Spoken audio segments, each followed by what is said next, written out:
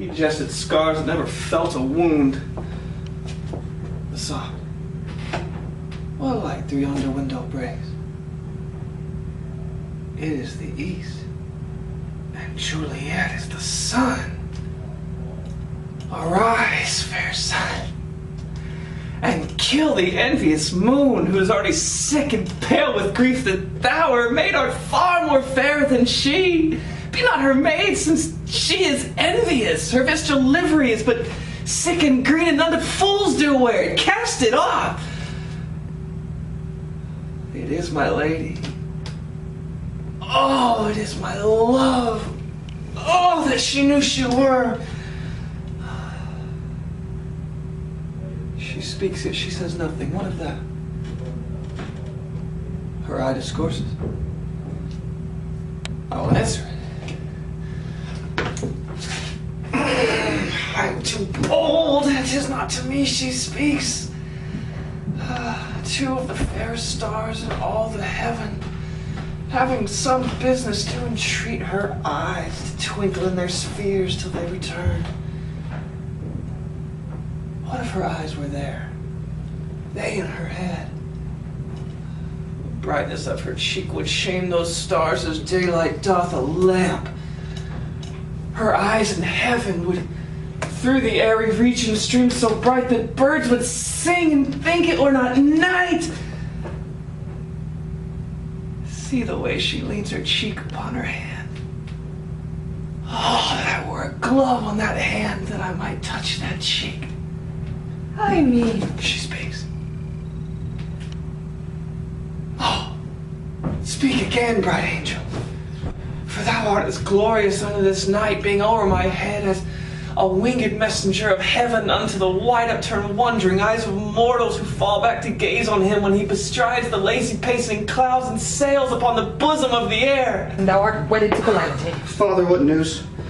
What is the prince's doom? What sorrow craves acquaintance at my hand that I yet know not? Too familiar is my dear son with such sour company. I bring thee tidings of the prince's doom. What less than doomsday is the prince's doom? A gentler judgment vanished from his lips. Not body's death, but body's banishment. Banishment? Be merciful, say death. For exile hath more terror in his look, much more than death. Do not say banishment. Hence from Verona art thou banished.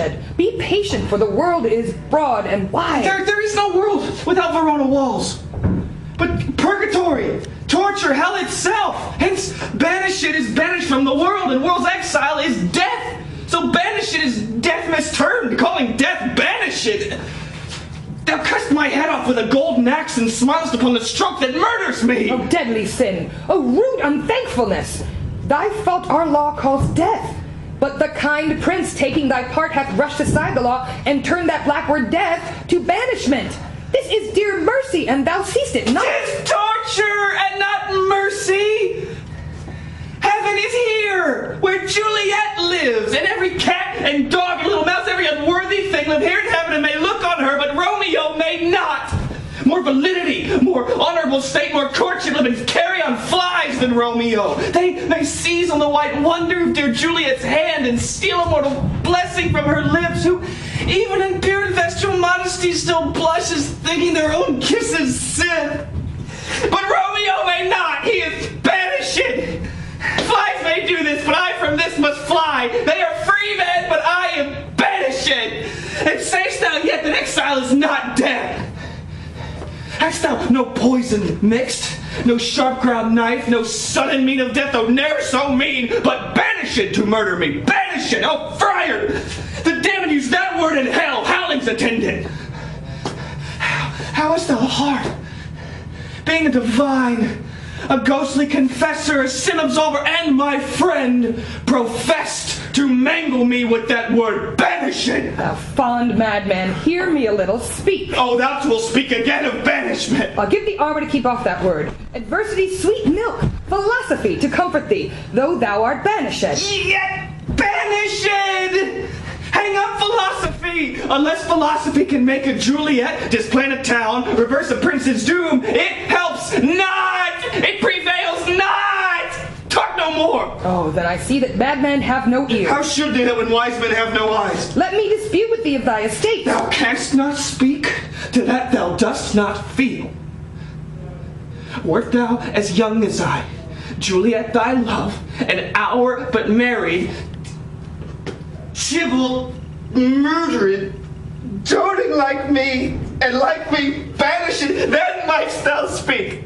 Then mightst thou tear thy hair and fall upon the ground as I do now, taking the measure of an unmade grave. Arise, one knocks. Good Romeo, hide thyself. Not, unless the breath of heart-sick groans mislike enfold me from the search of eyes. Hark how they knock. Who's there? Romeo, arise, thou wilt be taken. Stay a while. Stand up. Stand up, stand up, stand and you be a man for Juliet's sake, for her sake, rise and stand. Why should you fall into so deep an nurse.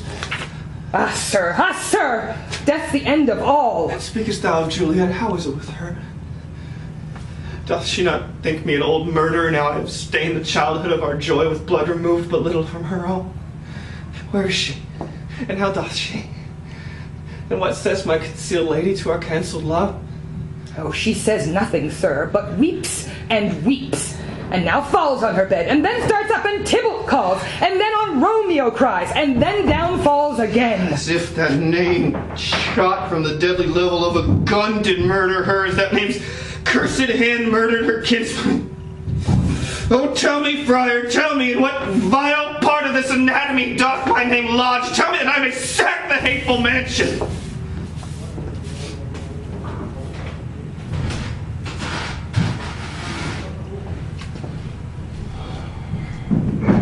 Two families, both alike in dignity, in fair Verona, where we lay our scene. From ancient grudge break to new mutiny, where civil blood makes civil hands unclean. From forth the fatal loins of these two foes, a pair of star-crossed lovers take their life, whose misadventured piteous overthrows doth with their death bury their parents' strife. The fearful passage of their death-marked love, and the continuance of their parents' rage, which but their children's end not could remove, is now the 2 hours' traffic on our stage. The which, if you with patient ears attend, what here shall miss, our toil shall strive to mend.